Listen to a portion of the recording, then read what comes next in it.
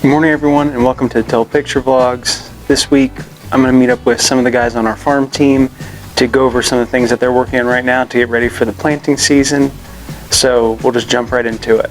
This here, we have your seed tube guard. We put new roll pins in, put new guards on to protect our main seed tube here. And then right here is where your seed disc opener goes on. We're waiting on parts right now, but as soon as we get those in, we'll put those back on. And then here's your gauge wheel, right here. We put those back on to there, and then you have to shim it, so you just get a lightly press when it's in action. And here, we put all new drive chains on, right there.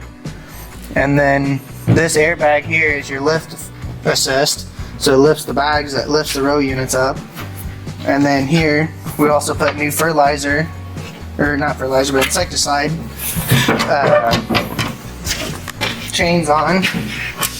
And then as well, here, the little plastic bushing, as years go across or time goes by, depending on acres, that wears out. And if that wears out, usually this bushing, steel bushing, goes bad as well. But you want it to spin nice and smooth as well to get the correct amount on and be the most efficient as possible. And then did that this year. We put all new drive chains up here for the fertilizer pump as well. And then put new bearings in over there on the one tire because the bearings were loose inside, so we ended up rechanging the guts of it. What else did we do, Bigger? Put new shank protectors on it, or seed tube guards. Got that. And then we also are trying something here, something for precision.